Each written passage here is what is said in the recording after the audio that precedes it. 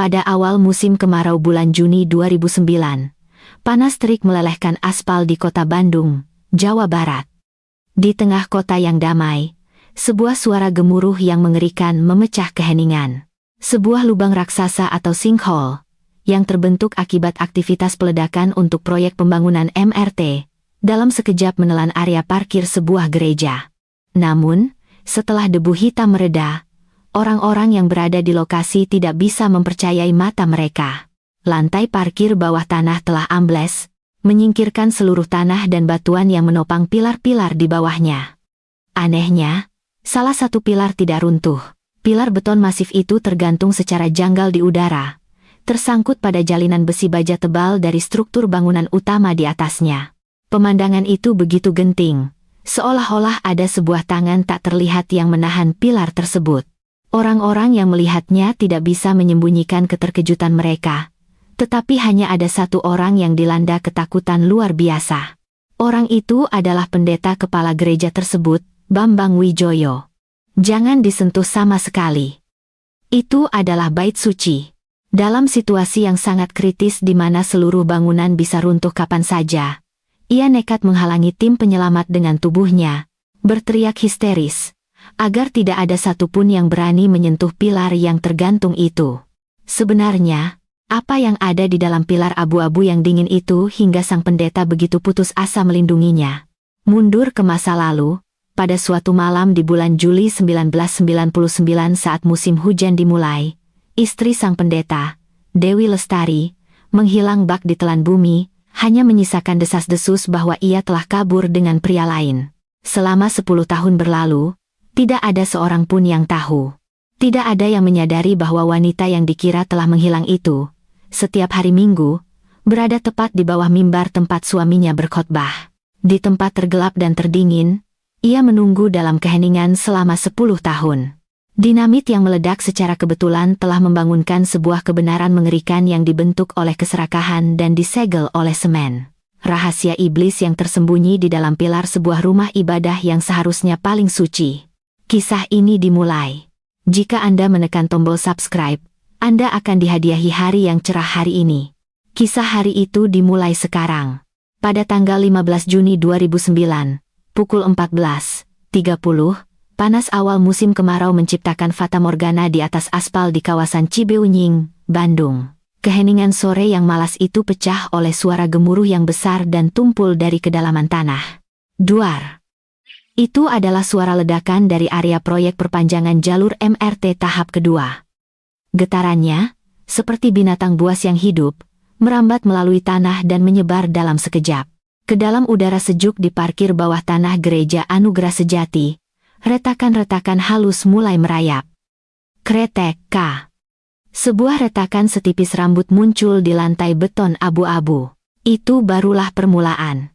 Begitu suara ledakan kedua menghantam gendang telinga, retakan itu menganga lebar dan menjalar ke segala arah seperti jaring laba-laba.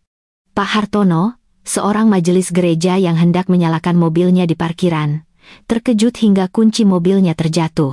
Loh, aneh sekali. Ia menunduk menatap lantai sambil mengerutkan kening. Getaran tak menyenangkan yang terasa di bawah kakinya terasa tidak biasa. Pak Hartono bergegas menaiki tangga dan mengetuk pintu ruang pastori di lantai 2. Pendeta, parkiran di bawah aneh sekali. Pintu ruang pastori terbuka dan pendeta Bambang Wijoyo muncul. Pria berusia pertengahan 50-an itu mengerutkan keningnya dalam-dalam, menatap Pak Hartono dengan ekspresi terganggu. Jangan berlebihan, Pak Hartono. Apa suara dari proyek itu lagi? Bukan itu, pendeta. Lantainya retak-retak. Bambang Wijoyo mendecakkan lidah sambil mengikuti Pak Hartono turun ke lantai bawah tanah. Sambil melipat tangan di dada, ia mengamati celah-celah di lantai dengan saksama. Orang-orang proyek itu akhirnya membuat masalah. Nanti kita harus ajukan tuntutan ganti rugi. Saat itulah, GUUURRR. Getaran dari ledakan ketiga datang lebih dulu daripada suaranya. Seluruh area parkir bawah tanah mulai berguncang seperti kabin kapal di tengah badai. KRAKK. Duar RRR. Bersamaan dengan suara pecah yang memekakan telinga, di depan mata Pak Hartono, Lantai parkir ambles ke bawah. Pendeta, menghindar. Pak Hartono berteriak sambil menarik lengan baju Bambang Wijoyo. Keduanya berlari keluar dengan panik. Tubuh mereka tertutup debu. Tak lama kemudian, suara gemuruh dahsyat terdengar saat bangunan utama gereja bergoyang hebat. Jendela-jendela terbuka dan tertutup dengan sendirinya. Kaca-kaca pecah berhamburan, dan menara lonceng gereja bergoyang dengan genting. Apa-apaan ini? Gerejaku. Keluar ke halaman depan gereja, Bambang Wijoyo terdiam melihat pemandangan di hadapannya. Di tempat yang seharusnya menjadi parkir bawah tanah, kini menganga sebuah lubang hitam raksasa. Itu adalah sinkhole besar dengan kedalaman setidaknya 5 meter. Namun, ada hal lain yang membuat orang-orang lebih terkejut. Lihat itu. Pilarnya tergantung. Salah seorang dari kerumunan penonton berteriak sambil menunjuk. Di tengah-tengah sinkhole, sebuah pilar beton tebal yang menopang beban bangunan utama gereja tergantung dengan genting, tersangkut pada jalinan besi baja di bagian atas. Meskipun tanah dan batuan yang menopangnya telah lenyap, pilar itu tergantung di sana seperti seorang terpidana yang digantung, bergoyang secara mengerikan. Kalau itu runtuh, seluruh gereja akan ambruk. Cepat panggil 119. Suara sirene meraung-raung di lokasi yang telah menjadi lautan kekacauan. Tak lama, mobil dari Dinas Tata Kota Bandung dan beberapa mobil pemadam kebakaran tiba. Kepala Tim Keamanan, Bapak Iwan Santoso, memperbaiki helmnya saat mendekati lokasi. Begitu melihat pilar yang tergantung di udara, wajahnya langsung pucat dan ia menggelengkan kepala. Bahaya. Semua harus segera dievakuasi. Mundurkan garis polisi lebih jauh lagi. Saat Iwan berteriak menggunakan megafon, Bambang Wijoyo menghampirinya dengan napas terengah-engah. Evakuasi apa maksud Anda? Siapa yang mengizinkan Anda menyuruh kami pergi? Mata Bambang Wijoyo memerah. Pak Pendeta, lihat situasinya. Kita tidak tahu kapan pilar itu akan patah.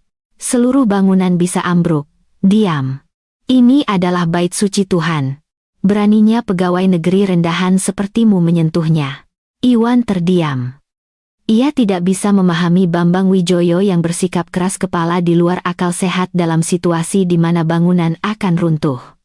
Pak Pendeta, tolong berpikirlah secara rasional. Kita harus melakukan diagnosis keamanan struktur terlebih dahulu. Untuk mengetahui berapa lama pilar itu bisa bertahan, kita perlu melakukan pengeboran inti beton untuk menguji. Pengeboran? Itu tidak akan pernah terjadi. Suara Bambang Wijoyo menjadi tajam dan melengking. Ia melompat seolah-olah menginjak api. Menggebor lubang di pilar? Apa Anda mau merusak bait suci? Selama saya masih hidup, itu tidak akan pernah terjadi. Iwan merasa frustrasi, tetapi keselamatan adalah prioritas utama. Pukul 16.00, pemerintah Kota Bandung memutuskan untuk mengambil tindakan darurat untuk mencegah keruntuhan. Tim kerja profesional dari perusahaan konstruksi terdekat dikerahkan ke lokasi dengan peralatan berat. Mereka berencana memasang penyangga sementara untuk mendistribusikan beban pilar dan melakukan pengeboran inti, coring, untuk memeriksa kondisi pilar. Mulai bekerja, tidak ada waktu. Para pekerja membawa bor dan penyangga, mendekati area sekitar sinkhole. Pada saat itu, Bambang Wijoyo mengambil sebuah batu bata dari taman di dekatnya. Jangan mendekat, keluar dari bait suci ini. Pak Pendeta, Anda tidak boleh begini. Kalian yang lebih berbahaya. Mereka yang menghujat Tuhan akan diadili oleh api Roh Kudus. Pergi. Bambang Wijoyo membabi buta melemparkan batu bata dan pot bunga ke arah para pekerja. Perang. Pot bunga pecah dan tanah berhamburan kemana-mana. Mandor proyek buru-buru menghindar sambil berteriak. Polisi, tolong panggil polisi. Inspektur Arif Wibowo dari tim Reskrim Polrestabes Bandung yang siaga di lokasi, mendekati Bambang Wijoyo. Pak Bambang, tenanglah. Anda bisa ditangkap karena menghalangi petugas. Inspektur Arif dan rekan-rekannya berhasil menahan lengan Bambang yang sedang mengamuk dan membawanya mundur. Sambil diseret, Bambang terus berteriak dan menatap tajam ke arah pilar. Tidak, jangan sentuh. Itu tidak boleh disentuh. Sementara Inspektur Arif menenangkan Bambang. Tim kerja segera memulai proses pengeboran. NJIING. Suara mesin yang tajam memenuhi halaman gereja. Pukul 17.20. Saat bor telah menembus permukaan pilar sedalam 30 cm. Loh, bornya tidak mau masuk lagi, kata mandor proyek sambil menghentikan bor dan mengerutkan kening. Rasanya bukan seperti beton biasa, melainkan seperti tersangkut pada benda asing yang liat dan keras. Besi tulangan, Pak? Tanya seorang asisten di sebelahnya. Bukan. Kalau besi, rasanya akan memantul. Ini seperti ada sesuatu yang menjepitnya dengan erat. Mandor mencoba menarik bor keluar, tetapi mesin hanya berputar sia-sia dan tidak bergerak sedikit pun. Jelas ada sesuatu yang melilit mata bor dengan kuat.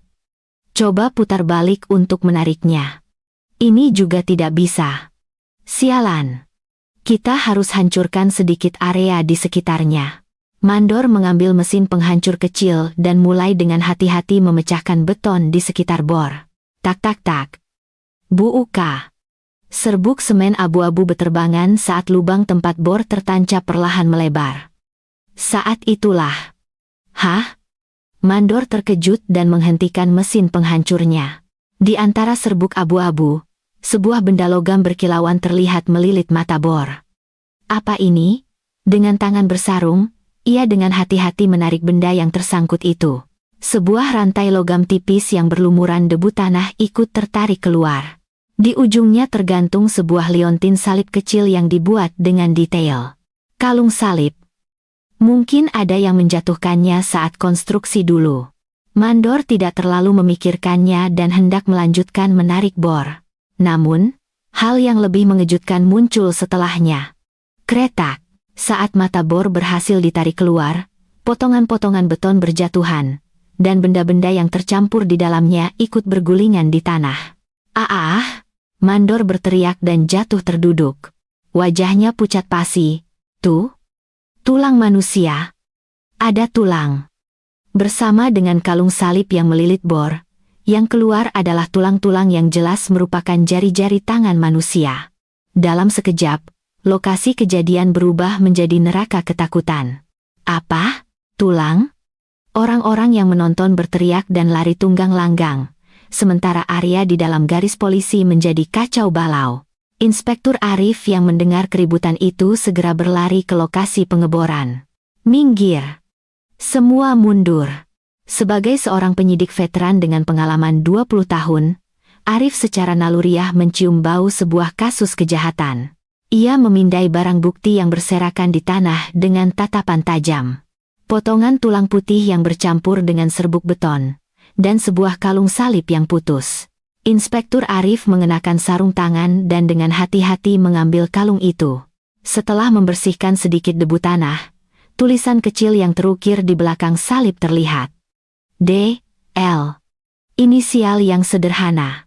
Namun, begitu melihat dua huruf itu, sebuah ingatan yang telah terkubur selama 10 tahun melintas di benak Arif seperti kilat. Pupil matanya bergetar. "Dewi Lestari," gumam Arif sambil menggigit bibirnya. Juli 1999, kasus hilangnya Dewi Lestari yang ditutup sebagai kasus orang kabur biasa. Itu adalah kasus yang ditangani Arif saat ia masih menjadi detektif pemula. Dan Dewi Lestari itu adalah istri dari Pendeta Bambang Wijoyo, yang saat ini sedang ditahan oleh polisi di belakang sana. Arif segera mengeluarkan ponselnya. "Panggil tim forensik. Sekarang juga. Dan kita harus mengangkat pilar itu secara utuh." Pandangannya tertuju pada Bambang Wijoyo yang dari kejauhan masih berteriak-teriak. 2 hari kemudian, di ruang otopsi Puslap 4 Polri, ekspresi Inspektur Arif Wibowo mengeras saat membaca laporan hasil perbandingan DNA. Kerangka itu dipastikan milik Dewi Lestari yang hilang 10 tahun lalu. Namun, yang lebih mengejutkan adalah pendapat dari Dr. Tirtayasa, ahli forensik. Dr. Tirtayasa menunjuk foto tulang di monitor dan berkata, "Pak Inspektur, ini bukan kematian seketika akibat trauma benda tumpul. Lalu, apa penyebab kematiannya?" Ditemukan banyak sekali serbuk semen di dalam saluran pernapasannya. Dan lihat kondisi aus di ujung tulang-tulang jari ini. Ini adalah jejak dari seseorang yang mati-matian mencakar sesuatu. Dokter Tirtayasa memperbaiki kacamatanya dan menambahkan, dia dikubur hidup-hidup, terkubur dalam keadaan masih bernapas sebelum beton mengeras. Inspektur Arif mengepalkan tangannya dengan erat. 10 tahun yang lalu, Bambang Wijoyo berkata dengan berlinang air mata di kantor polisi, istri saya selingkuh dan kabur dengan pria lain. Tolong jangan cari dia. Namun, Dewi Lestari tidak kabur. Selama 10 tahun terakhir, ia terperangkap di dalam pilar beton yang dingin, tepat di bawah mimbar tempat suaminya berkhotbah, dan menghembuskan napas terakhirnya dalam penderitaan. Arif akhirnya merasa semua kepingan teka-teki mulai menyatu. Alasan mengapa Bambang Wijoyo begitu gigih menentang proyek MRT. Perilaku gilanya yang menolak keras renovasi gereja dan melarang siapapun menyentuh pilar itu. Itu semua bukan untuk melindungi bait suci. Itu adalah perjuangan putus asa untuk mencegah kejahatan mengerikannya terungkap ke dunia. Inspektur Arif menatap pintu ruang interogasi dan bergumam pelan, Bambang Wijoyo, doamu telah berakhir. 18 Juni 2009, ruang arsip Reskrim Polrestabes Bandung dipenuhi dengan bau kertas tua dan debu. Inspektur Arif Wibowo berjongkok di antara tumpukan kotak arsip, terbatuk-batuk. Di tangannya, ada sebuah berkas kasus dari tahun 1999 yang sudah menguning. Itu adalah berkas kasus hilangnya Dewi Lestari, yang 10 tahun lalu ditutup begitu saja sebagai kasus orang kabur. Arif membasahi jarinya dengan ludah, membalik halaman demi halaman, dan membaca data pribadi Bambang Wijoyo. Tiba-tiba, jarinya berhenti di satu titik. Ini dia. Mata Arif bersinar tajam. Itu karena 4 kata yang tertulis di kolom pekerjaan Bambang Wijoyo sebelum menjadi pendeta. Tukang backcasting profesional. Arif menutup berkas itu dengan keras sambil bergumam, tukang backcasting, ya. Seorang teknisi ahli yang membuat cetakan kayu, formwork, untuk menuang beton di lokasi konstruksi. Di kolom pengalaman kerja, tertulis bahwa ia telah bekerja di bidang pengecoran beton dan pembuatan backcasting selama 15 tahun. Arif akhirnya menepuk lututnya. Sekarang aku mengerti. Ini adalah pekerjaan yang mustahil dilakukan oleh orang biasa. Memasukkan seseorang ke dalam pilar, membuat backcasting, dan menuangkan beton dengan sempurna membutuhkan pengetahuan dan keterampilan teknis tingkat tinggi. Jika dilakukan sembarangan, tekanan beton bisa membuat backcasting pecah, atau jenazahnya bisa terlihat sebelum semen mengeras. Artinya, Bambang Wijoyo bisa melakukannya seorang diri. Arif segera mengeluarkan ponselnya dan menelepon rekannya, Bribka Bayu Pratama. Bayu, bagaimana penyelidikan di lapangan? Ada informasi baru. Dari seberang telepon, terdengar suara Bayu yang bersemangat.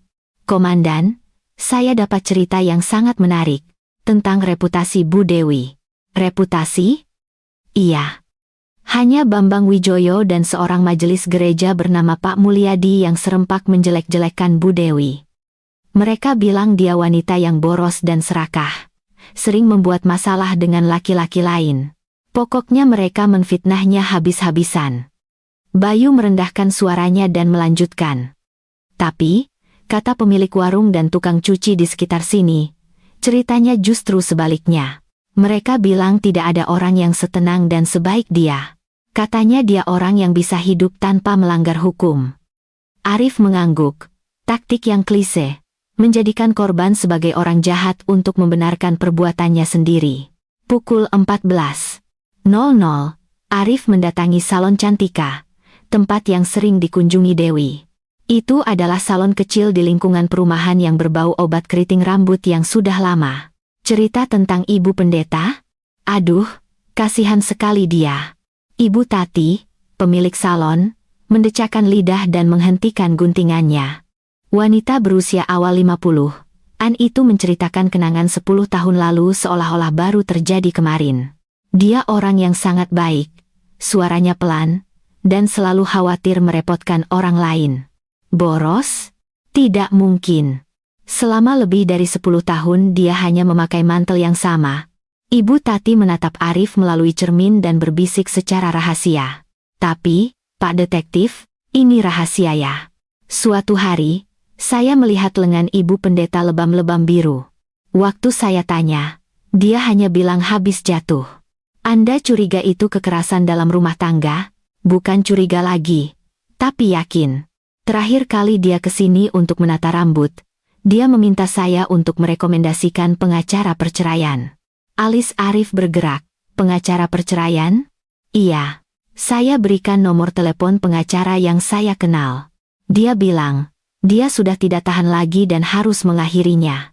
Tapi beberapa hari kemudian, tiba-tiba beredar gosip dia kabur dengan pria lain.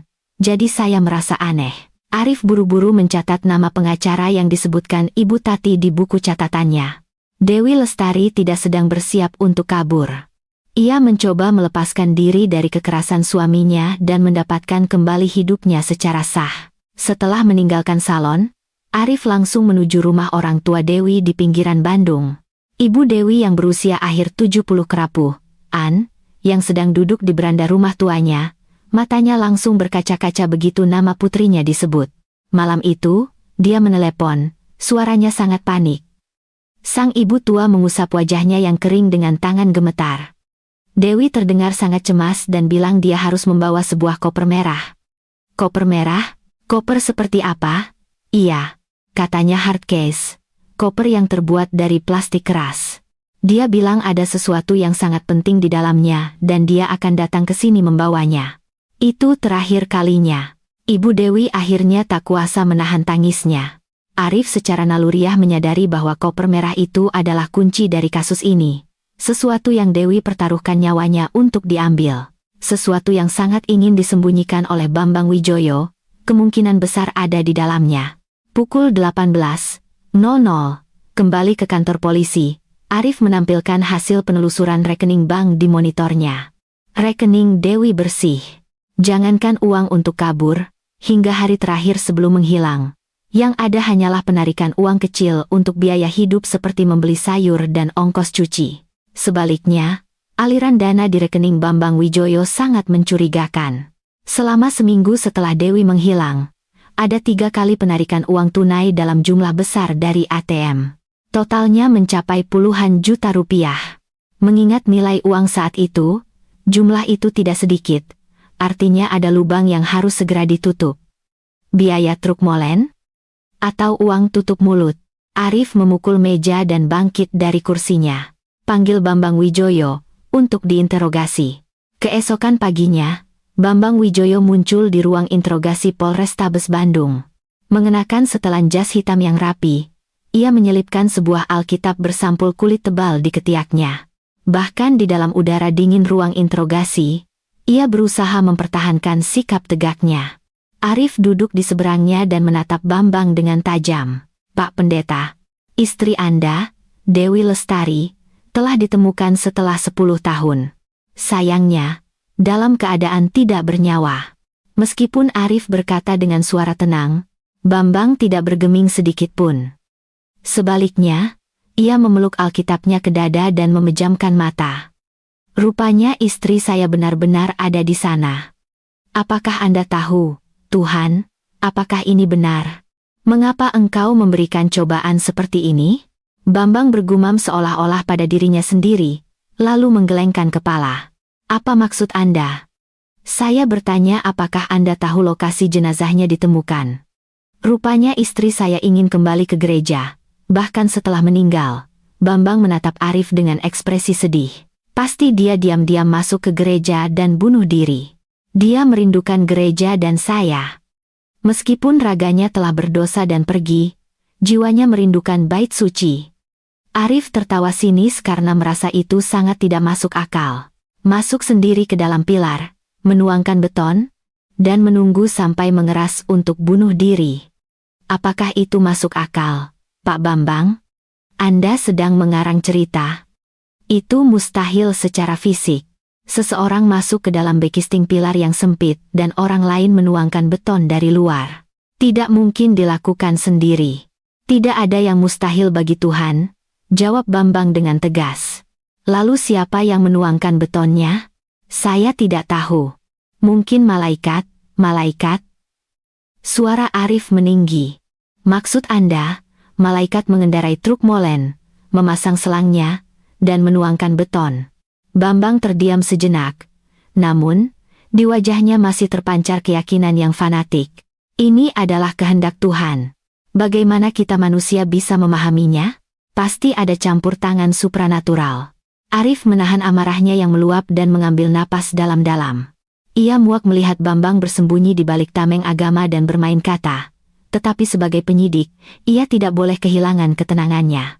Arif melemparkan selembar kertas ke atas meja. Pada malam tanggal 12 Juli 1999, Anda ada di mana? Saya mengikuti kebaktian doa semalam suntuk. Saya berdoa bersama jemaat sepanjang malam. Bambang mengeluarkan selembar kertas kusut dari sakunya dan menyerahkannya. Itu adalah daftar hadir kebaktian doa semalam suntuk gereja dengan tanggal 10 tahun yang lalu. Tulisan pemimpin doa.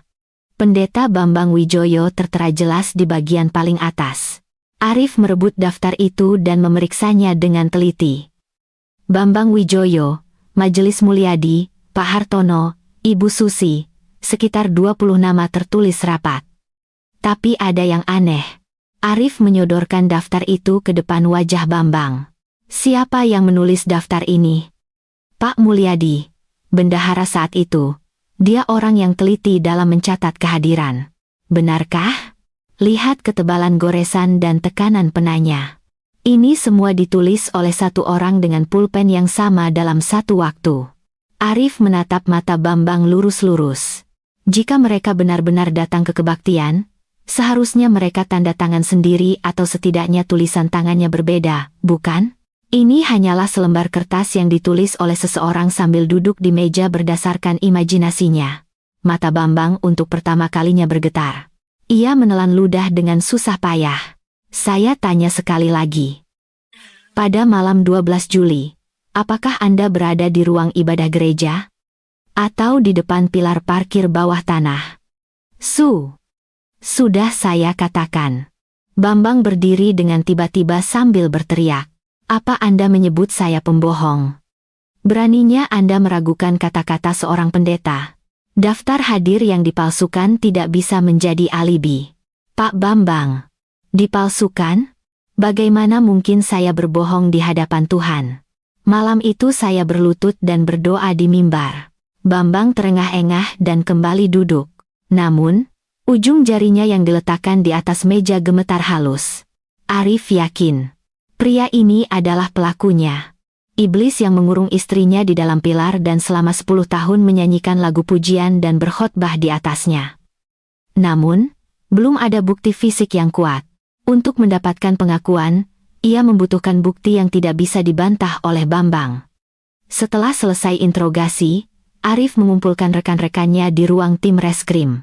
Kita tetapkan Bambang Wijoyo sebagai tersangka utama. Bribka Bayu bertanya dengan ekspresi khawatir. Komandan, keyakinan kita memang kuat, tapi tanpa bukti langsung, akan sulit untuk menuntutnya, bukan? Kalau dia terus-menerus bicara soal malaikat, karena itu kita harus menemukannya. Koper merah yang diceritakan oleh Ibu Bu Dewi. Kita harus menemukan di mana koper itu berada. Arif menulis koper merah dengan huruf besar di papan tulis dan melingkarinya. Alasan Bambang buru-buru menarik uang 10 tahun yang lalu dan keberadaan koper itu, pasti saling berhubungan. Temukan koper itu, apapun caranya. Mata Arif bersinar tajam. Ia bertekad untuk kali ini benar-benar membongkar kebenaran yang telah terkubur selama 10 tahun ke permukaan. 20 Juni 2009. Pukul 23.00 lewat. Lampu di kantor tim reskrim Polrestabes Bandung masih menyala terang. Di bawah cahaya lampu meja, Inspektur Arif Wibowo mengucek matanya sambil menatap tajam catatan panggilan yang baru saja diterima dari operator seluler. Waktu 10 tahun telah menghapus banyak data dari server. Tetapi tim forensik digital yang gigih secara ajaib berhasil memulihkan kepingan-kepingan data yang berdebu dari sudut pita cadangan. Itu adalah riwayat panggilan Dewi Lestari sesaat sebelum ia menghilang pada Juli 1999. Ketemu. Arif menunjuk layar monitor. Pada hari ia menghilang, 12 Juli, pukul 15.27. Sebuah nomor tak dikenal dengan kode area Jakarta, 021, menarik perhatiannya. Durasi panggilannya mencapai 12 menit 38 detik. Mengingat pola panggilan Dewi yang biasanya singkat, kurang dari 1 menit, ini jelas menandakan adanya percakapan yang tidak biasa. Dengan siapa dia bicara begitu lama sebelum meninggal? Arif segera memeriksa data pelanggan nomor tersebut pada waktu itu. Rahmat Hidayat. Usia 37 tahun. Saat itu 27 tahun. Pekerjaan, wartawan majalah investigasi. Wartawan? Sebuah perasaan dingin merayap di punggung Arif. Instingnya mengatakan bahwa ini mungkin bukan sekadar masalah rumah tangga biasa. Keesokan paginya, Arif mengendarai mobil menuju Jakarta. Kantor penerbitan tempat Rahmat bekerja terletak di lantai 3 sebuah ruko tua 6 lantai di kawasan Kebayoran Baru. Lorongnya dipenuhi bau tinta dan bau rokok basi yang bercampur menciptakan udara yang pengap. "Permisi, apa ada wartawan Rahmat Hidayat?" Saat pintu kantor dibuka, seorang pria yang tertidur di atas tumpukan naskah di mejanya, mengangkat kepala dengan kaget. Jenggotnya lebat, matanya cekung. Itulah Rahmat Hidayat. "Anda siapa?" "Saya Inspektur Arif Wibowo dari Polrestabes Bandung. Saya datang terkait kasus hilangnya Dewi Lestari pada tahun 1999. Seketika, pupil mata Rahmat bergetar hebat seolah-olah terjadi gempa bumi. Ia nyaris menjatuhkan gelas kertas yang sedang dipegangnya dan bangkit dari kursinya. Jadi, ibu itu benar-benar meninggal?" "Bagaimana Anda tahu?" "Saya melihat berita tentang jenazah yang ditemukan di pilar gereja di Bandung." Rahmat menundukkan kepala dalam-dalam dan menghela napas panjang. Di wajahnya, bukan keterkejutan yang terlihat, melainkan rasa bersalah yang mendalam. Arif membawa Rahmat ke sebuah warung kopi yang sepi di dekat situ. Duduk di sudut, Rahmat memainkan kopi dinginnya dan mulai bicara. "Selama 10 tahun terakhir, tidak sehari pun saya melupakan hari itu. Saya benar-benar menyesal." "Apa yang Anda sesali?" "Saat Bu Dewi menelepon saya terakhir kali, seharusnya saya tidak mengabaikannya." Rahmat dengan tangan gemetar hendak mengeluarkan rokok, tetapi berhenti dan memasukkannya kembali ke saku. Beliau berkata sambil menangis. Dia bilang punya bukti kejahatan mengerikan suaminya. Dia ingin membongkarnya ke publik dan bertanya apakah saya bisa membantunya. "Lalu mengapa Anda tidak membantunya?" "Awalnya kami sudah janji bertemu. Tapi Bu Dewi tidak datang ke lokasi yang dijanjikan. Dan beberapa hari kemudian, pendeta itu datang ke kantor saya." Tatapan Arif menajam. "Bambang Wijoyo datang sendiri?" "Iya." Dengan wajah yang sangat sopan, dia berkata, "Katanya, istrinya selingkuh dan kabur ke Amerika dengan pria lain. Dan Anda percaya begitu saja?" Dia menunjukkan bukti. Surat keterangan catatan keimigrasian. Nama Dewi Lestari tercetak jelas di sana. Rahmat mengaduk-aduk tas kulit tuanya, lalu mengeluarkan sebuah buku catatan reporter yang sudah usang dan meletakkannya di atas meja. "Belakangan saya baru sadar. Itu pasti dokumen palsu yang dibuat melalui calo. Tapi saat itu, saya hanya berpikir saya kehilangan satu berita besar." Arif mengambil buku catatan itu dan membukanya perlahan. Di antara catatan kecil, kata-kata seperti Gereja Anugerah Sejati, pemalsuan KTP tunawisma, pinjaman ilegal tertulis dengan jelas. Ini konten yang ingin dibocorkan oleh Bu Dewi, benar. Isinya tentang pembuatan yayasan fiktif bernama Yayasan Kasih Anugerah untuk mencuri identitas para tunawisma dan mendapatkan pinjaman ilegal miliaran rupiah. Bambang Wijoyo dan Majelis Mulyadi adalah dalangnya. Arif mendecakkan lidah. Ini bukan pembunuhan karena cemburu biasa. Ini adalah pembunuhan berencana untuk menutupi skandal keuangan besar. Di mana Bu Dewi bilang dia menyimpan bukti-bukti ini? Dia bilang di dalam sebuah hardcase merah, koper perjalanan yang sangat kuat. Di dalamnya ada buku besar ganda, kaset rekaman, dan buku-buku tabungan atas nama orang lain. Rahmat berkata dengan suara bergetar.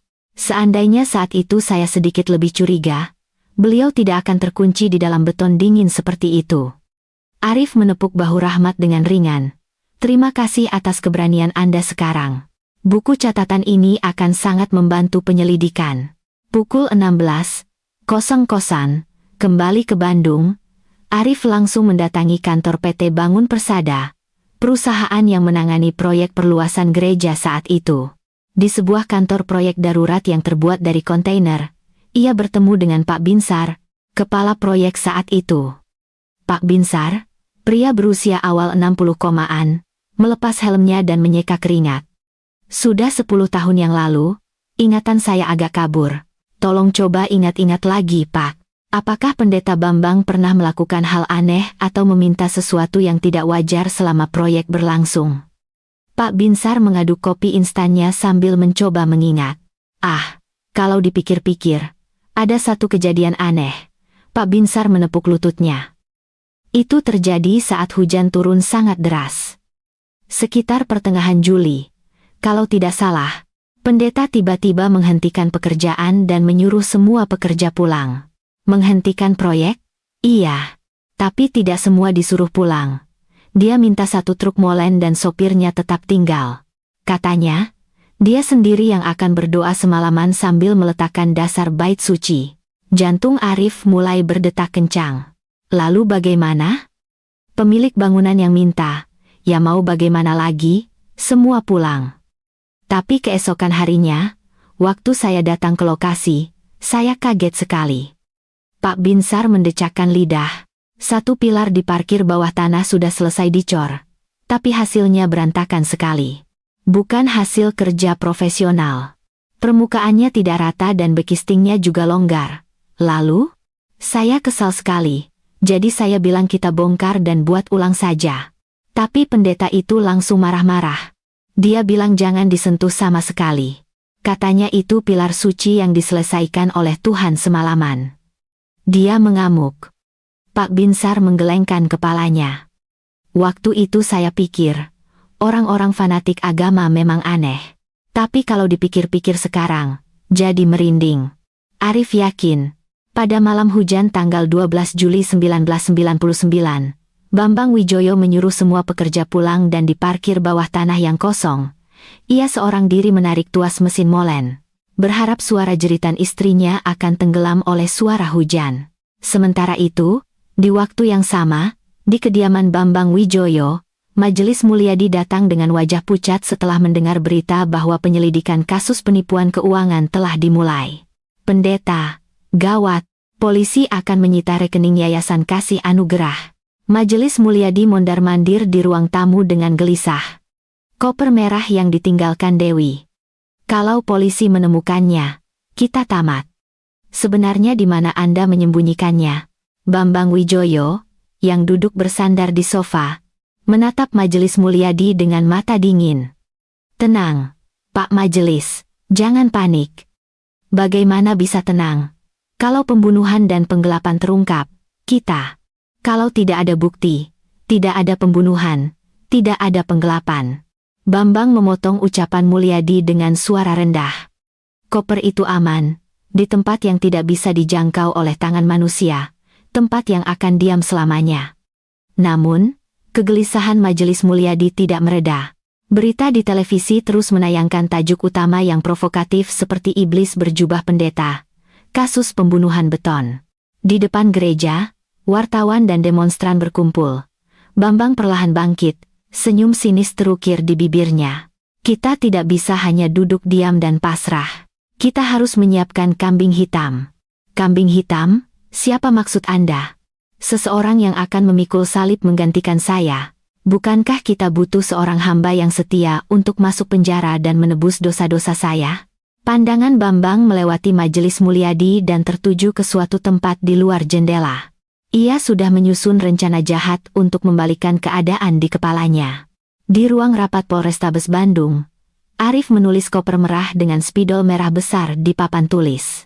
Di dalamnya ada semua bukti kejahatan Bambang Wijoyo. Menemukan ini adalah kunci dari penyelidikan ini. Bribka Bayu membuka peta. Bagian dalam gereja dan rumahnya sudah kita geledah tapi tidak ditemukan. Mungkin sudah dibuang di tempat lain? Tidak mungkin. Arif menggelengkan kepala. Bambang itu perfeksionis. Dia tidak akan menyerahkannya ke tangan orang lain atau membuangnya sembarangan. Pasti di tempat terdekat yang bisa dia kontrol. Sekaligus tempat yang tidak akan dicurigai siapapun. Jari Arif menunjuk satu titik di peta. Kita harus mempersempit area pencarian. Koper itu ada di suatu tempat dalam jangkauan yang bisa dia pindahkan seorang diri pada malam hujan. Temukan. Mata tim penyidik bersinar tajam. Pengejaran terhadap koper tak terlihat baru saja dimulai. 27 Juni 2009, pukul 09.00 pagi. Hujan deras yang menandai awal musim penghujan menghantam jendela tua kantor Polrestabes Bandung dengan keras. Di tengah kelembapan yang menyelimuti, pintu ruang pengaduan terbuka tanpa suara dan seorang wanita berusia 50-an dengan pakaian gamis hitam masuk seperti hantu. Wajahnya pucat seolah tidak tidur berhari-hari, dan kedua tangannya yang tergenggam gemetar tanpa henti. Ada yang bisa dibantu, Bu? Atas pertanyaan datar dari petugas, wanita itu dengan susah payah membasahi bibirnya yang kering. Saya datang untuk menyerahkan diri. Menyerahkan diri? Kasus apa? Kasus Ibu Pendeta Dewi Lestari dari Gereja Anugerah Sejati. Udara di ruang pengaduan seketika membeku. Petugas yang berjaga menatapnya dengan mata terbelalak, dan segera mengangkat gagang telepon untuk menghubungi tim reskrim. 10 menit kemudian, di ruang interogasi nomor 1, udara terasa sangat berat. Inspektur Arif Wibowo mengamati wanita yang duduk di seberang meja dengan tatapan tajam. Yati, 53 tahun, seorang sukarelawan di dapur Gereja Anugerah Sejati.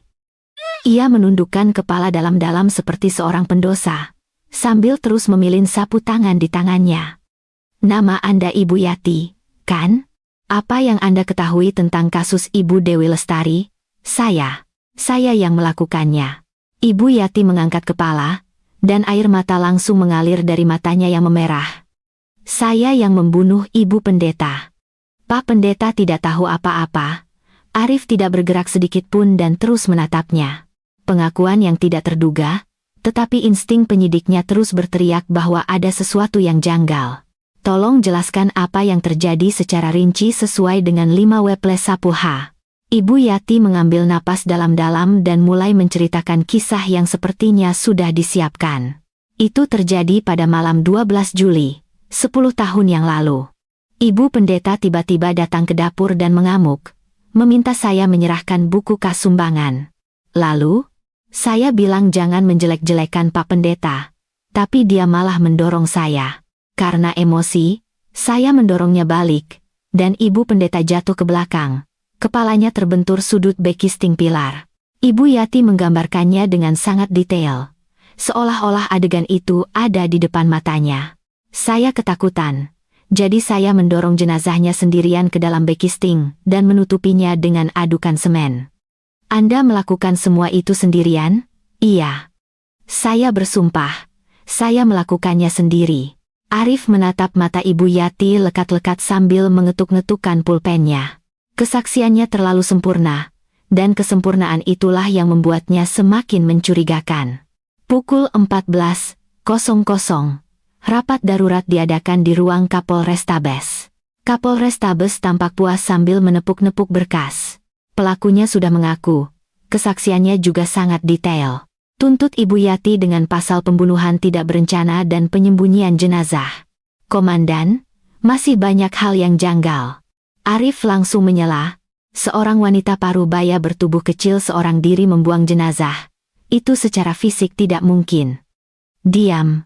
Kamu tahu kan penilaian promosimu sudah di depan mata? Jangan buat masalah jadi rumit. Lakukan saja apa yang diperintahkan. Mendengar bentakan atasannya, Arif menggigit bibir dan mengepalkan tangannya. Sebuah kekuatan tak terlihat yang besar sedang mencoba menutupi penyelidikan ini. Di waktu yang sama, di sebuah kantor pengacara di Jakarta, Pendeta Bambang Wijoyo sedang berlatih ekspresi wajah di depan cermin sebelum konferensi pers. Pukul 16.00. Di tengah kilatan lampu kamera yang tak terhitung jumlahnya, ia berdiri di depan mikrofon. Rekan-rekan media yang saya hormati, Bambang membuka mulut dengan suara bergetar. Pelakunya adalah Ibu Yati, yang selama 15 tahun ini saya anggap seperti keluarga sendiri. Rasanya seperti ditusuk dari belakang oleh anak yang saya besarkan dengan iman. Seorang wartawan mengangkat tangan dan bertanya, apakah Anda akan memaafkan Ibu Yati? Bambang memeluk Alkitabnya ke dada dan menengadah ke langit. Ini adalah penderitaan yang luar biasa. Tetapi sebagai hamba Tuhan, saya akan berusaha untuk memaafkannya. Opini publik seketika berbalik menjadi simpati terhadap Bambang Wijoyo. Internet dibanjiri komentar yang mendukungnya. Namun, Arif tidak goyah. Ia kembali ke ruang interogasi dan memeriksa data pribadi Ibu Yati. Yati, tinggi 158 cm, berat 48 kg. Riwayat pengobatan radang sendi. Tidak masuk akal. Arif memukul meja dan berdiri. Seorang wanita pendek penderita radang sendi mengangkat jenazah ke atas bekisting setinggi 3 meter, sendirian. Saat itu, mata Arif yang sedang membaca kartu keluarga Ibu Yati berhenti di satu nama. Anak laki-laki, Bagas. 20 Juni 2009. Diterima bekerja di Grup Cipta Karsa, salah satu perusahaan konglomerat terbesar di Indonesia. Nama pemberi rekomendasinya, secara mengejutkan, adalah Pendeta Bambang Wijoyo. Senyum dingin tersungging di bibir Arif. Dia menjadikan masa depan anaknya sebagai sandera. Benar-benar jahat. Keesokan paginya, Arif memanggil Ibu Yati kembali ke ruang interogasi. Di atas meja, ada segulung tali tambang tebal dan foto panel kontrol truk molen. Ibu, Anda bilang Anda menggunakan tali untuk mengangkat jenazah ke atas pilar, kan? Iya, benar. Untuk mengikat jenazah agar tidak jatuh. Simpul apa yang Anda gunakan? Coba tunjukkan. Ibu Yati mengambil tali dengan tangan gemetar. Ia mencoba memutarnya ke sana kemari, tetapi tali itu hanya kusut dan tidak membentuk simpul apapun. Keringat dingin membasahi keningnya. Sudah lama sekali, saya tidak ingat. Arif menyodorkan selembar foto ke depan wajahnya. Kalau begitu, ini Anda tahu, kan? Untuk mengoperasikan corong truk molen, tuas mana yang harus ditarik? Ibu Yati menatap foto itu dengan bingung. Baginya, itu hanyalah sebuah mesin yang rumit. Ibu, jujur saja. Arif mencondongkan tubuhnya dan menatap matanya. Anak Ibu, Bagas, baru saja diterima di Grup Cipta Karsa, ya. Selamat. Begitu kata anak disebut, wajah Ibu Yati pucat pasi. Pak Detektif, tolong. Anderi, apakah Anda benar-benar ingin anak Anda dicap sebagai anak seorang pembunuh seumur hidupnya? Apakah posisi yang dijanjikan Pendeta Bambang sepadan dengan hukuman penjara Anda? Mendengar bentakan Arif, Ibu Yati ambruk di atas, tangisan seperti binatang buas keluar dari mulutnya. Pak Pendeta yang menyuruh saya. Hicks. Di ujung koridor ruang interogasi, hujan deras mengguyur jendela. Tembok kebohongan yang tampak kokoh itu akhirnya runtuh. 30 Juni 2009. Pagi hari, dering telepon di Puslap 4 Polri menggema di meja Inspektur Arif Wibowo. Tangan Arif yang memegang gagang telepon basah oleh keringat. Pak Inspektur, saya Dr. Tirtayasa dari Puslap 4. Ada temuan aneh dari hasil pemeriksaan jenazah, jadi saya segera menghubungi Anda. Suara Dr. Tirtayasa terdengar lebih tinggi dari biasanya. Temuan aneh, bukankah penyebab kematiannya sudah diketahui? Bukan penyebab kematiannya, tapi cara pengikatannya. Simpul tali yang digunakan untuk mengikat jenazah sangat unik. Arif mengepalkan pulpennya, siap mencatat. Unik bagaimana? Ini bukan ikatan orang biasa. Ini adalah simpul yang sangat profesional yang digunakan di lokasi konstruksi untuk mengikat perancah atau bekisting. Dr. Tirtayasa melanjutkan. Dalam istilah lapangan, ini disebut simpul bekisting atau ikatan benderat. Cara mengikatnya dibuat agar bisa menahan beban yang sangat berat dan tidak akan pernah terlepas dengan sendirinya. Ini adalah sesuatu yang bahkan tidak bisa ditiru kecuali oleh seorang veteran yang sudah belasan tahun bekerja dengan kawat. Arif menepuk lututnya. Tidak mungkin Ibu Yati, yang seumur hidupnya hanya memegang pisau di dapur, mengetahui teknik profesional di lokasi konstruksi seperti ikatan benderat. Terima kasih, dokter. Tolong segera kirimkan foto simpul dan data analisisnya melalui faks. Mata Arif bersinar tajam. Ia segera memerintahkan pemanggilan kembali Ibu Yati yang ditahan di sel. Pukul 14.00, di ruang interogasi nomor 1, Arif meletakkan beberapa utas tali tambang tebal, manual simpul konstruksi, dan foto jenazah dari puslap 4. Di atas meja. Tak lama kemudian, Ibu Yati masuk dengan tangan terborgol. Wajahnya jauh lebih kurus dari beberapa hari yang lalu, dan kantung matanya menghitam. "Ibu, saya panggil Anda lagi karena ada beberapa hal yang perlu dikonfirmasi." "Silakan duduk," Arif berkata dengan tenang sambil mendorong seutas tali ke arahnya. "Terakhir kali Anda bilang Anda mengikat jenazah dengan simpul biasa, kan?"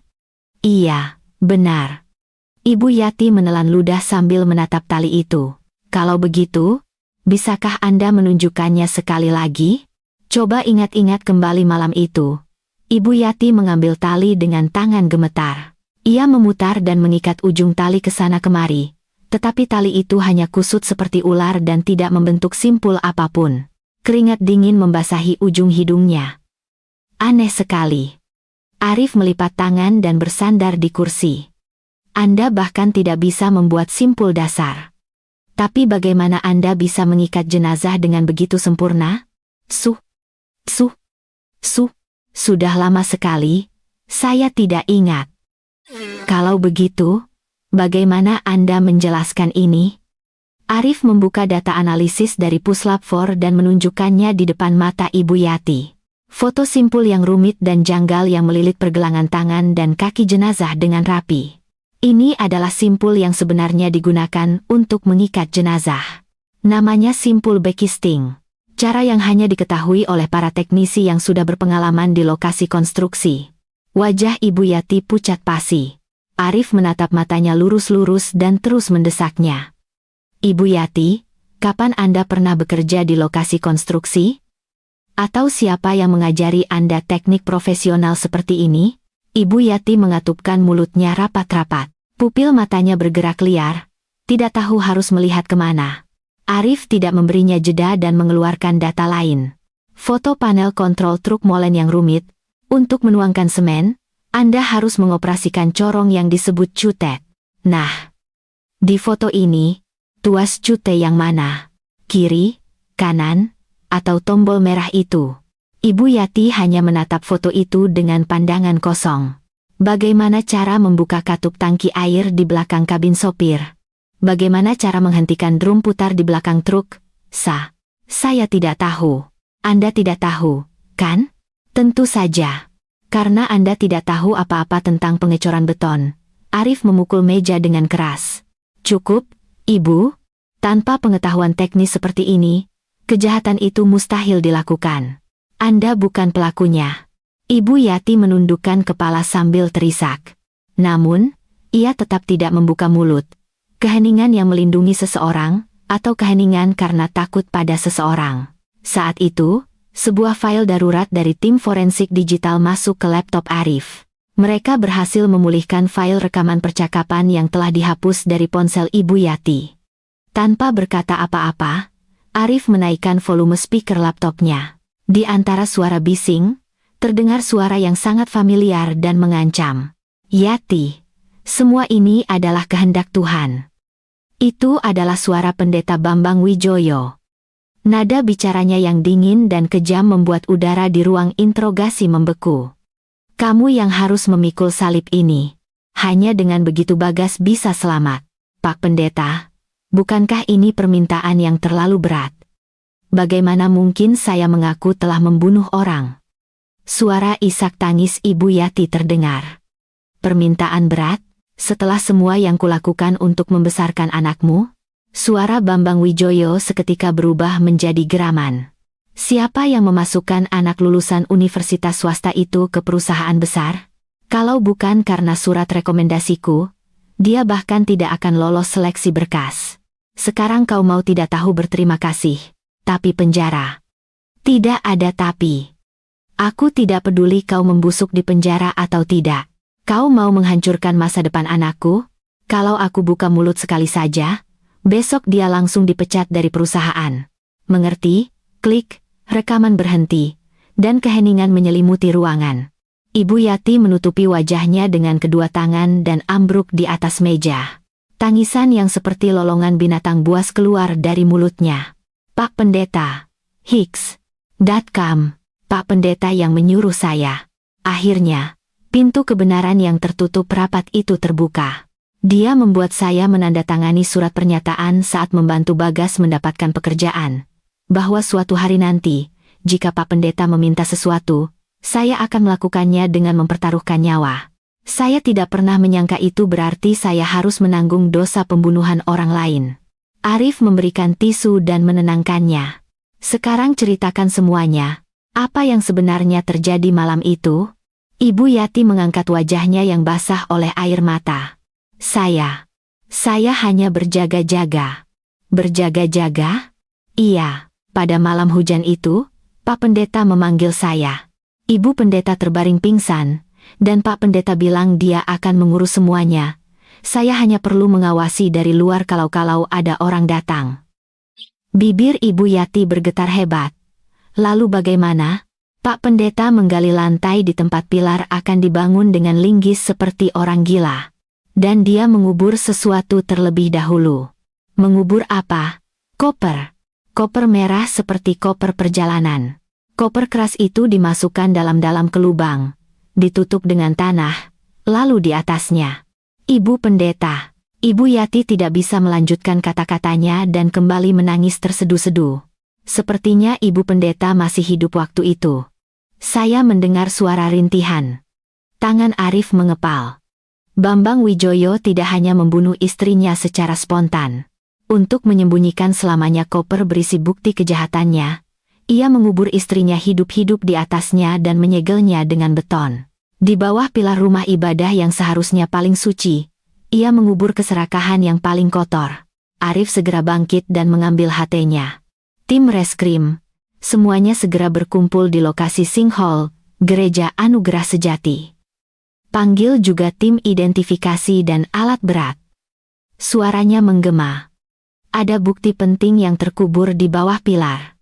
Kita harus menemukan koper merah yang disembunyikan Bambang Wijoyo.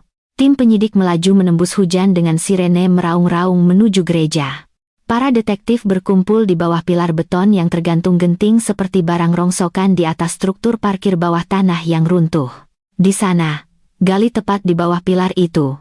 Tempat yang ditunjuk Arif adalah tanah yang selama 10 tahun berada tepat di bawah mimbar tempat Bambang Wijoyo berkhotbah setiap minggu.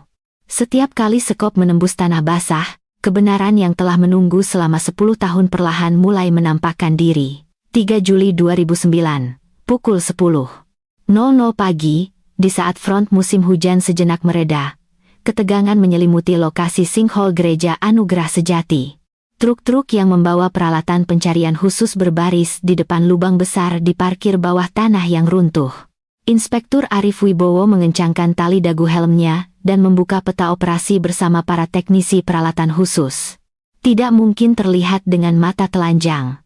Kita akan menggunakan kamera endoskop dan ekskavator mini untuk menyisir celah di bawah fondasi pilar dengan presisi. Baik, kami akan siapkan jalur masuknya. Seorang teknisi dengan hati-hati memasukkan kabel kamera serat optik tipis ke celah sempit antara pilar dan tanah. Ruang antara pilar beton yang tergantung seperti kail pancing pada besi tulangan atas dan permukaan tanah yang ambles hanya sekitar 30 cm. Situasi yang sangat berbahaya di mana pilar bisa kehilangan keseimbangan dan runtuh jika salah penanganan. Di layar monitor, muncul gambar buram dengan suara berisik, lumpur, pecahan beton, dan jalinan besi yang kusut, tercampur aduk. Masuk lebih dalam lagi. Ke kanan 15 derajat. Arif memerintahkan sambil mendekatkan wajahnya ke monitor. Kamera bergerak perlahan menembus lumpur. Saat itu, di sudut monitor, di tengah kegelapan, tertangkap sebuah pantulan cahaya yang aneh. Tunggu, stop. Teknisi segera menyesuaikan fokus kamera. Begitu gambar menjadi jelas, para detektif yang ada di lokasi berseru kaget.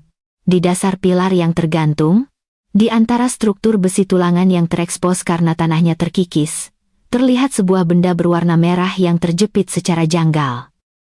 Itu dia. Arif berteriak sambil mengepalkan tangannya. Kopernya tersangkut di besi fondasi. Pasti tersangkut saat beton dituang. Persis seperti kata Ibu Yati, dikubur di dasar. Tapi karena tekanan pengecoran, terdorong ke atas dan tersangkut di besi. Namun, Meskipun bukti ada di depan mata, mengeluarkannya adalah masalah. Peralatan berat tidak bisa mendekat karena tanah penopang di bawah pilar tidak stabil, dan lubangnya terlalu sempit untuk dimasuki orang. Bagaimana cara mengeluarkannya? Kalau kita menyentuh pilar itu, seluruh bangunan bisa runtuh seperti sandwich, tanya Bribka Bayu cemas sambil mengusap wajahnya. Kita harus cari cara. Semua kebenaran ada di dalam sana. Arif segera meminta bantuan darurat dari tim keamanan kota. Pasang penyangga sementara ganda, jack support, untuk menahan pilar. Kita hanya perlu memastikan ada cukup ruang untuk orang masuk. Pukul 14.00. Pekerjaan penguatan keamanan selesai. Sersan Kepala Agus Santoso dari tim Gegana mengenakan seragam kerja penuh lumpur dan bersiap dalam posisi merangkak. Sersan, jangan memaksakan diri. Kalau ada tanda-tanda keruntuhan, langsung keluar tanpa menoleh ke belakang. Ikat tali pengamanmu dengan kencang. Arif menepuk bahu Agus sambil berpesan. Agus menyalakan lampu kepala dan menyelipkan tubuhnya ke celah sempit. Hanya suara lumpur dan napas terengah-engah yang terdengar melalui HT. Semua orang di lokasi menahan napas menyaksikan proses itu. 10 menit kemudian, suara mendesak Agus terdengar dari HT. Ditemukan.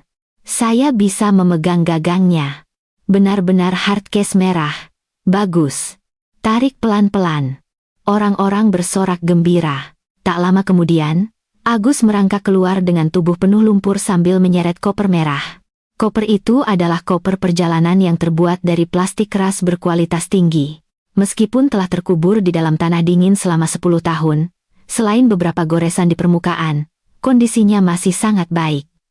Kuncinya masih berfungsi, agak berkarat, tapi masih bagus. Arif berkata sambil membersihkan tanah dari koper dengan tangan bersarung. Sekarang aku tahu betapa putus asanya Ibu Dewi ingin melindungi koper ini. Arif memotong kunci koper dengan pemotong yang sudah disiapkan. KLIK, bersamaan dengan suara ringan itu, koper terbuka, dan Bribka Bayu yang melihatnya terdiam. Luar biasa. Masih utuh. Di dalam koper, penuh dengan amplop dokumen yang dibungkus rapi dengan plastik kedap air. Kondisinya sangat sempurna. Tidak ada sedikit pun kelembapan yang merembes. Dengan tangan gemetar, Arif merobek amplop pertama dan mengeluarkan isinya. Sebuah buku catatan tebal dengan tulisan catatan akuntansi asli Yayasan Kasih Anugerah tertulis rapi di sampulnya. Ini dia buku besar gandanya. Saat Arif membalik halaman, wajah kotor Bambang Wijoyo terungkap dalam angka. Tercatat secara rinci bagaimana sumbangan hasil jerih payah jemaat dicuci dan masuk ke kantong Bambang. Lengkap dengan tanggal dan jumlahnya. Komandan, lihat ini. Bayu menunjuk satu halaman di buku besar. Setiap bulan ada transfer rutin 5 juta rupiah ke seseorang bernama Paramita.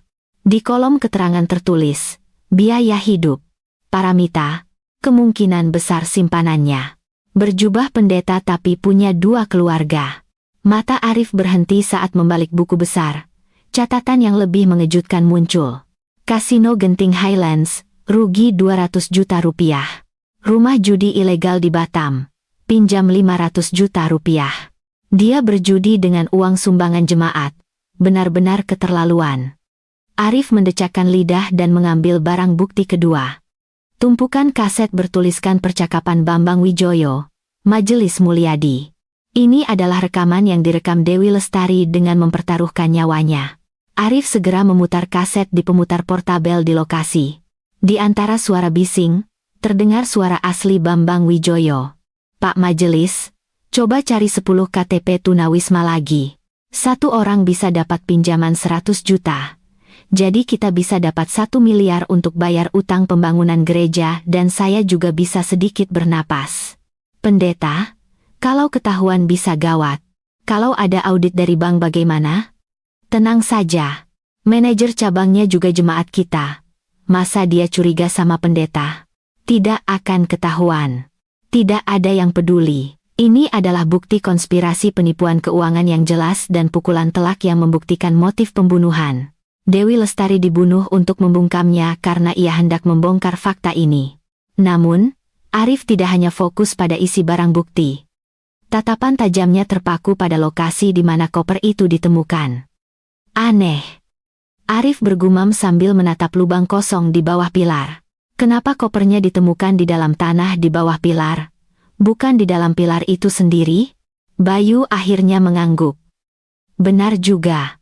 Kalau pembunuhannya spontan, seharusnya kopernya ikut dilempar ke dalam pilar saat membuang jenazah. Tepat sekali.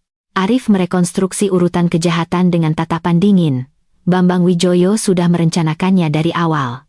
Pertama, gali tanah dalam-dalam dan kubur koper berisi bukti ini terlebih dahulu. Kedua, dirikan bekisting pilar di atasnya. Ketiga, masukkan Dewi Lestari hidup-hidup ke dalam bekisting dan tuang beton. Astaga, jadi jenazahnya sendiri adalah batu penyegel untuk menyembunyikan koper itu? Benar, kejahatan yang terencana dengan sempurna. Sangat bertentangan dengan kesaksian Ibu Yati tentang kecelakaan spontan. Bambang Wijoyo dari awal sudah merancang kuburan beton untuk menenggelamkan istrinya. Di hadapan kebenaran yang mengerikan itu, para detektif terdiam. Arif segera menelepon jaksa piket di kejaksaan. Kami mengajukan surat perintah penangkapan. Situasi darurat, tersangka Bambang Wijoyo, tuduhan pembunuhan, penyembunyian jenazah, dan pelanggaran UU Tipikor. Buktinya lebih dari cukup. Pukul 17.00, surat perintah penangkapan dikeluarkan oleh pengadilan.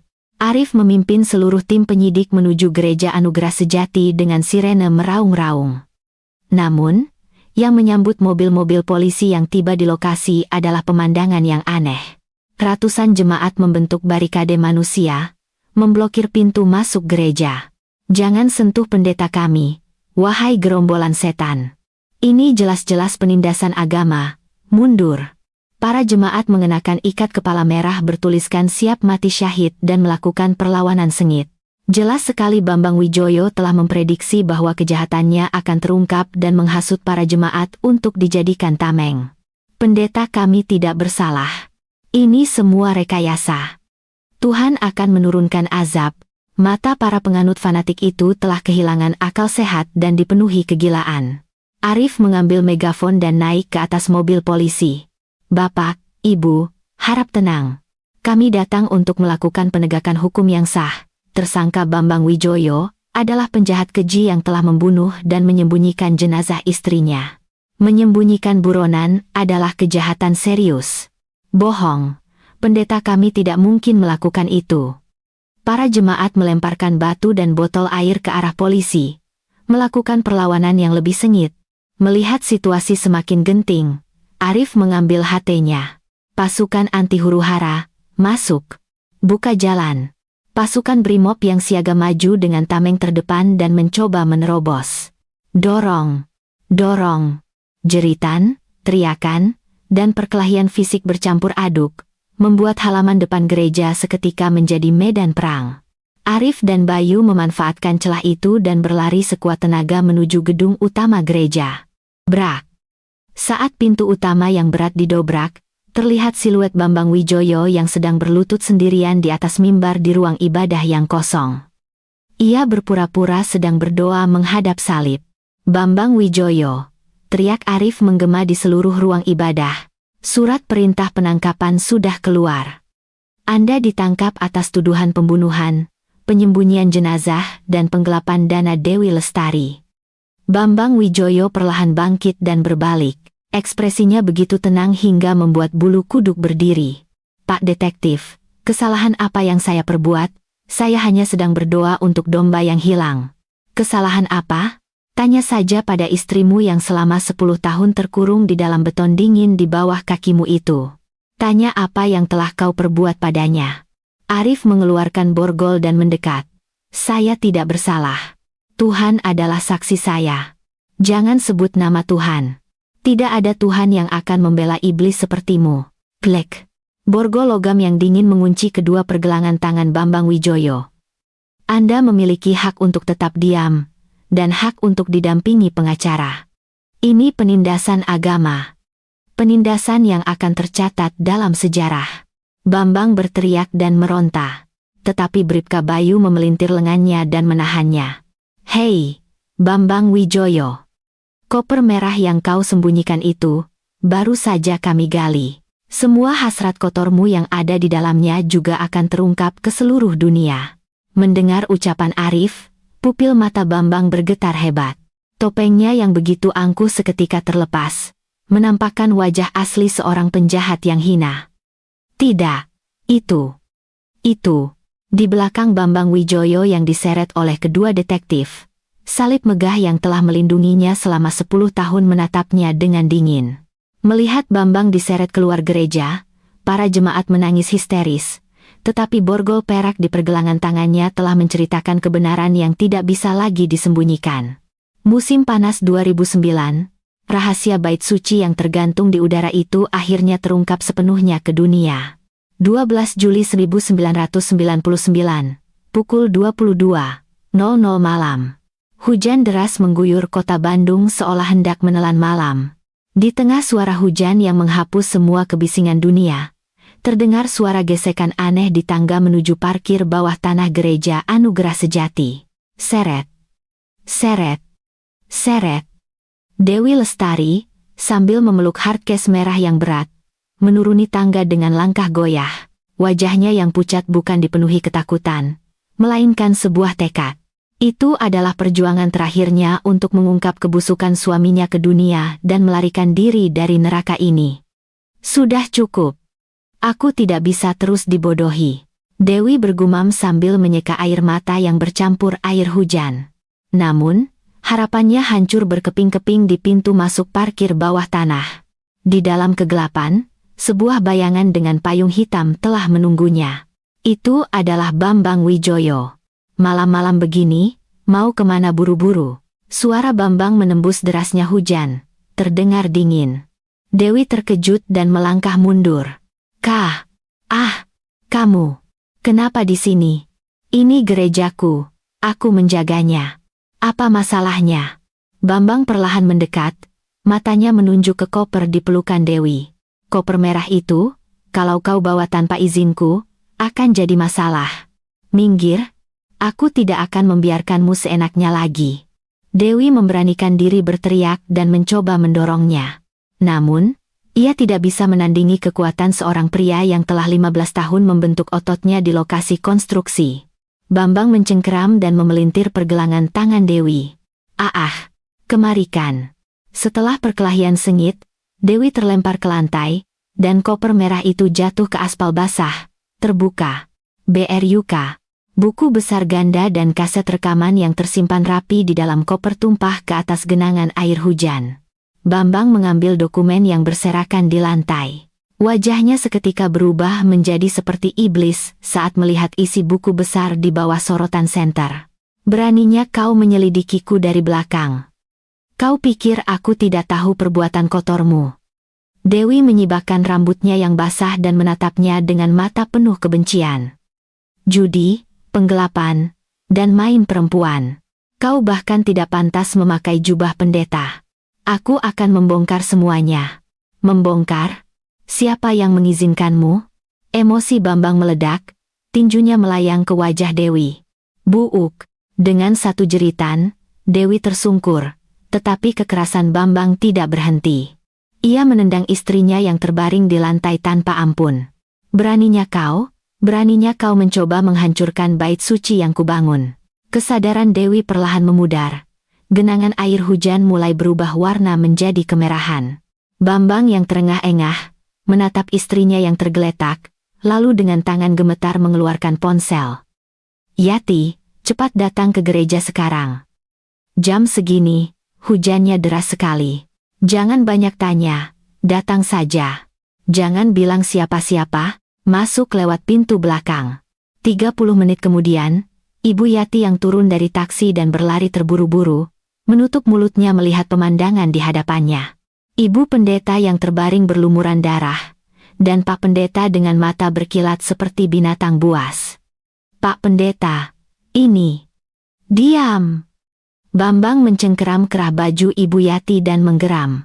Kalau kau berani bilang apa yang kau lihat ini pada siapapun, hidup anakmu Bagas juga akan berakhir di sini. Bagas. Kenapa dibawa-bawa? Ada hubungannya. Kau pikir berapa banyak uang yang sudah kukeluarkan untuk biaya sekolah dan mendukung anakmu? Kalau aku hancur, anakmu juga akan terseret sebagai kaki tangan dan masuk penjara. Mengerti? Bagi seorang ibu miskin, anak adalah sandera yang paling kuat. Ibu Yati hanya bisa mengangguk ketakutan. Bantu aku. Kalau tidak, kita berdua akan mati. Bambang segera bergerak dengan cekatan. Ia mengambil linggis dan sekop dari gudang dan mulai menggali tanah di tempat pilar parkir bawah tanah akan didirikan. Keahliannya sebagai tukang bekisting selama 20 tahun tidak luntur. Pak Pendeta, apa yang Anda lakukan? Mengubur bukti. Selamanya. Bambang menjawab dengan wajah bercampur air hujan dan keringat. Begitu koper ini terungkap, bait suciku akan runtuh. Tuhan pun tidak menginginkan itu. Setelah 1 jam berjuang, sebuah lubang yang dalam terbentuk. Bambang memasukkan kembali dokumen-dokumen yang tumpah ke dalam koper dan melemparkan hardcase merah itu ke dalam lubang. Lalu ia menutupnya dengan tanah dan meratakannya. Namun, kengerian yang sesungguhnya dimulai setelah itu. Bambang menyeret Dewi yang pingsan dan mulai mengikat tangan dan kakinya dengan tali tambang tebal yang biasa digunakan untuk mengikat perancah di lokasi konstruksi. Simpul bekisting yang rumit dan kuat mengencang di tubuhnya. Pak Pendeta, tolong. Ibu Pendeta masih bernapas. Ibu Yati memegangi celananya dan memohon. Jangan lakukan ini pembunuhan. Diam. Kau tahu apa? Bambang menendang Ibu Yati. Ini bukan pembunuhan. Ini adalah ritual suci untuk meletakkan dasar bait suci. Membersihkan jiwa yang telah dirasuki setan. Bambang mengangkat Dewi dan mendorongnya ke dalam bekisting pilar yang dipenuhi jalinan besi. Setelah tubuhnya terjepit di antara besi, ia mengencangkan bekisting dengan kuat. Saat itu, dari kejauhan, cahaya lampu depan mobil mendekat, sebuah truk molen masuk. Bambang dengan cepat mencuci tangannya yang berlumuran darah di air hujan dan mendekati sopir. Terima kasih, Pak. Hujannya deras sekali, silakan istirahat sebentar di dalam mobil. Saya yang akan memberi sinyal untuk pengecoran. Oh, baik. Apa Bapak bisa sendirian? Saya ingin meletakkan dasar ini dengan berdoa. Tolong. Ya. Sopir itu mengangguk bingung dan kembali ke dalam mobilnya. Bambang berjalan ke belakang truk dan memegang tuas kontrol. Suara hujan begitu deras sehingga sopir tidak bisa melihat apa yang terjadi di belakang. Bambang memegang tuas kontrol di belakang truk. Corong semen bergerak menuju mulut bekisting pilar, dan adonan semen abu-abu kental mulai mengalir. Guurrrr. Saat itulah, begitu semen dingin menyentuh kulitnya, Dewi yang pingsan tiba-tiba membuka mata. Ia menyadari dirinya terkurung di dalam jeruji besi yang sempit dan gelap. Cairan dingin dan berat mengalir dari atas kepalanya. Dewi mencoba berteriak, tetapi adonan semen dengan cepat menutup mulut dan hidungnya. Ia meronta sekuat tenaga, tetapi ikatan yang dibuat oleh seorang ahli tidak bergerak sedikit pun. Lihat itu, Yati. Bambang tertawa histeris sambil melihat semen yang mengalir. Tuhan sedang menghakimi wanita itu. Lihat bagaimana dia meronta. Itulah cara setan melawan, Pak Pendeta. Ahiks, tolong hentikan. Ibu Yati menutup telinga dan menangis tersedu-sedu, tetapi Bambang tidak berhenti. Sebaliknya, ia menarik tuas lebih kuat. Perlawanan putus asa Dewi semakin melemah. Kematian abu-abu yang naik dari pergelangan kakinya kini telah melewati dadanya dan menelan seluruh tubuhnya hingga ke ujung kepala. Napas terakhirnya pun tenggelam ke dalam semen. Bambang mengambil sekop plester dan merapikan permukaan pilar. Sentuhannya begitu hati-hati, seolah-olah sedang mengerjakan sebuah karya seni. Di atas ini, akan kubangun mimbar yang paling suci dan tinggi. Ia bergumam sambil menyeka wajahnya yang dibasuh air hujan. Jiwa kotor istriku juga akan disucikan menjadi pilar bait suci ini. Amin. Hujan bulan Juli malam itu membersihkan semua noda darah dan jejak. Bambang Wijoyo dan Ibu Yati, di tengah hujan deras, menyaksikan semen mengeras. Momen di mana 2 orang kaki tangan dalam keheningan yang tak terhindarkan lahir. 6 bulan kemudian, di atas pilar itu, sebuah gedung utama yang megah selesai dibangun, dan sebuah salib yang indah didirikan. Bambang Wijoyo, setiap hari Minggu, Berdiri di atas mimbar tepat di atas tempat istrinya dikuburkan, berkhotbah tentang kasih dan pengampunan Tuhan dengan berlinang air mata. Sama sekali melupakan fakta bahwa di bawah kakinya, di dalam kegelapan yang dingin, jenazah istrinya meringkuk. Kembali ke 3 Juli 2009, di ruang interogasi Polrestabes Bandung. Di bawah cahaya lampu neon yang pucat, Bambang Wijoyo duduk. Meskipun koper merah telah ditemukan dan semua bukti menunjuk padanya, ekspresinya masih sangat tidak tahu malu. Wanita itu adalah setan. Bambang menatap Inspektur Arif lurus-lurus. Dia mencoba menggoda dan merusak saya, hamba Tuhan yang suci. Dia adalah iblis yang ingin menghancurkan gereja. Arif tertawa sinis dan menggelengkan kepala. 10 tahun telah berlalu, tetapi monster itu masih terkurung di dalam istananya sendiri. Pak Bambang, Anda bukan menghakimi setan. Anda hanyalah seorang pembunuh yang mengubur hidup-hidup istri Anda untuk menutupi aib Anda sendiri. Tidak, aku adalah pelaksana penghakiman Tuhan. Pilar itu adalah pengakuan imanku. Bambang memukul meja dan berteriak. Namun, Arif tidak terpengaruh dan perlahan bangkit dari kursinya. Pengakuan imanmu yang menjijikkan itu sudah berakhir. Sekarang saatnya menerima penghakiman yang sesungguhnya. Pak Pendeta Bambang Wijoyo. Pintu besi ruang interogasi tertutup dengan suara berat. Itu adalah lonceng terakhir yang menandai runtuhnya bait suci palsu yang telah berdiri selama 10 tahun. 15 September 2009, di Pengadilan Negeri Bandung, keheningan menyelimuti ruang sidang. Tatapan semua orang yang memenuhi kursi penonton tertuju pada seorang pria yang berdiri di kursi terdakwa, Bambang Wijoyo, mengenakan seragam tahanan biru dan diborgol. Ia masih mengangkat dagunya dengan ekspresi angkuh menatap majelis hakim. Putusan.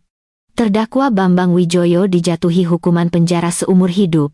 Suara hakim yang tegas memecah keheningan ruang sidang. Dari berbagai sudut kursi penonton, terdengar desahan lega dan keluhan. Hakim membacakan putusannya. Terdakwa, dengan menyalahgunakan posisi sosialnya sebagai seorang rohaniwan, tidak hanya melakukan berbagai tindak penggelapan dan penipuan, tetapi juga melakukan kejahatan keji dengan membunuh dan menyembunyikan jenazah pasangannya secara terencana untuk menutupi kejahatannya. Pandangan hakim tertuju pada Bambang. Meskipun demikian, selama persidangan, terdakwa terus menyangkal perbuatannya, menghina korban, dan secara konsisten memberikan dalih-dalih religius, menunjukkan tidak adanya penyesalan sama sekali. Oleh karena itu, perlu untuk mengisolasinya dari masyarakat secara permanen. Saya keberatan. Ini penindasan agama. Bambang melompat dari kursinya dan berteriak, saya hanya melaksanakan penghakiman Tuhan. Beraninya kalian, bawa terdakwa keluar. Petugas keamanan berlari dan menahan Bambang yang meronta-ronta, lalu menyeretnya keluar. Sambil diseret, ia terus berteriak. Bait suci yang kubangun tidak akan runtuh, akan abadi selamanya. Sementara itu, dalam persidangan terpisah, Ibu Yati menundukkan kepala dalam-dalam sambil menangis. Terdakwa Yati dijatuhi hukuman 5 tahun penjara. Majelis hakim mempertimbangkan bahwa ia telah lama berada di bawah kendali psikologis dan ancaman Bambang Wijoyo. Terdakwa tampaknya adalah korban lain sekaligus pelaku. Namun, tanggung jawabnya karena turut serta dalam kejahatan dan menyembunyikan kebenaran tidak bisa dianggap ringan. Begitu putusan dibacakan, Ibu Yati jatuh terduduk di lantai dan menangis histeris. Maafkan saya. Saya benar-benar minta maaf. Sebulan kemudian, pada 20 Oktober, di tengah hujan musim gugur, garis polisi kuning dipasang di sekitar gereja Anugerah Sejati yang telah menjadi bangunan mengerikan. Seiring dengan dimulainya kembali proyek MRT, diputuskan untuk merobohkan total bangunan tersebut. Atas alasan keamanan, metode peledakan diadopsi. Inspektur Arif Wibowo yang berada di pos komando lapangan mengambil HT-nya. Area sekitar sudah steril. Silakan mulai. Baik. Hitung mundur dimulai. Suara hitung mundur menggema melalui pengeras suara. 3, 2, 1. Ledakan. Duar. Duar. Duar. Duar. Bersamaan dengan ledakan dahsyat, Dinamit yang dipasang di pilar-pilar gereja meledak secara berurutan. Bongkahan beton raksasa yang telah menyimpan rahasia mengerikan selama 10 tahun itu runtuh secara vertikal, menimbulkan awan debu. GUURRR. Momen di mana bait suci, yang pernah disebut keajaiban yang tergantung di udara namun kenyataannya adalah kuburan keserakahan, benar-benar lenyap. Sambil menatap reruntuhan yang hanya menyisakan debu, salah seorang warga yang menonton bergumam pelan. Akhirnya tanah itu bisa bernapas lega. Beberapa hari kemudian, di pemakaman keluarga Dewi Lestari di kampung halamannya, Inspektur Arif Wibowo meletakkan setangkai bunga krisan putih di atas gundukan tanah yang baru. Kerangka Dewi Lestari yang diterima dari Puslap 4, setelah 10 tahun, akhirnya keluar dari penjara semen yang dingin dan kembali ke tanah yang hangat. Upacara pemakamannya sederhana. Hanya ibu tua Dewi dan beberapa kerabat yang hadir, menangis tersedu-sedu. Saat itu, seorang pria berjas hitam mendekat dengan langkah gontai. Itu adalah wartawan Rahmat Hidayat. Ia berlutut di depan foto Dewi dan menangis tersedu-sedu. "Maafkan saya benar-benar minta maaf, Bu." Rahmat mengeluarkan kliping koran yang dilaminasi dengan rapi dari sakunya dan meletakkannya di atas meja persembahan. Kematian seorang whistleblower dan penyesalan yang terlambat. Sebuah artikel yang berisi penyesalan mendalam, ditulis bukan sebagai seorang wartawan yang mengejar berita besar, melainkan sebagai seorang manusia. Seandainya waktu itu saya tidak menutup telepon, seandainya mata saya tidak dibutakan oleh ambisi. Saat Rahmat memukul tanah dengan penyesalan, Ibu Dewi dengan tangan gemetar merangkul bahunya. "Sudah cukup, Nak. Dewi pasti mengerti perasaanmu." Sang ibu tua berbalik dan menggenggam kedua tangan Arif dengan erat. Kehangatan yang tulus terpancar dari jari-jarinya yang kasar. "Ini semua berkat Bapak detektif. Kalau bukan karena Bapak, anak saya pasti selamanya terkurung di dalam batu dingin itu. Maafkan saya, Bu, karena terlambat menemukannya." Mata Arif juga memerah. "Saya hanya melakukan tugas saya. Sekarang, lepaskan beban di hati Ibu." Angin bertiup, membuat ilalang di sekitar makam bergoyang seperti ombak, seolah-olah Dewi mengucapkan selamat tinggal kepada mereka. 3 tahun kemudian, pada musim semi 2012, di lokasi bekas gereja Anugerah Sejati, telah berdiri sebuah stasiun MRT modern, dan area di atasnya diubah menjadi sebuah taman kecil untuk warga. Di bawah sinar matahari musim semi, Arif duduk di bangku taman. Anak-anak tertawa riang berlarian di atas rumput, dan pasangan suami istri mendorong kereta bayi berjalan-jalan dengan damai. Pemandangan yang begitu tenang, sulit dipercaya bahwa 13 tahun yang lalu ini adalah lokasi mengerikan di mana seorang pria yang dibutakan oleh keserakahan mengubur istrinya. Sekarang benar-benar sudah berakhir. Arif bergumam pada dirinya sendiri. Ia menepuk-nepuk tanah dengan kakinya. Tanah yang kokoh dan stabil. Sekarang, di bawah sini tidak ada lagi arwah penasaran maupun rahasia yang tersembunyi. Arif mengeluarkan sebuah buku catatan usang dari saku dalam jaketnya. Ia membuka halaman terakhir dari buku catatan yang sampul kulitnya sudah usang itu. Kasus hilangnya dan pembunuhan Dewi Lestari. Ia mengeluarkan stempel merah dari sakunya, meniupnya, lalu dengan tanpa ragu menekannya di atas kertas. Selesai. Melihat 2 kata yang tercetak jelas itu, senyum tipis tersungging di bibir Arif. Beban berat yang menekan hatinya akhirnya terasa hilang. "Selamat jalan, Ibu Dewi. Di sana, jangan sakit lagi." Arif bangkit dari kursinya. Angin musim semi yang hangat dari suatu tempat dengan lembut mendorong punggungnya. Tanpa menoleh ke belakang, ia meninggalkan taman. Di tengah suara pengumuman dari pintu masuk stasiun MRT dan keramaian orang-orang yang bersemangat, ia perlahan melangkah masuk. Terima kasih telah menyimak cerita hari ini sampai akhir. Jika Anda meninggalkan komentar sudah menyimak dengan baik, itu akan menjadi kekuatan besar bagi saya. Semoga hari Anda juga dipenuhi dengan cahaya yang tenang dan momen-momen damai. Mohon dukungannya dengan subscribe dan like. Terima kasih.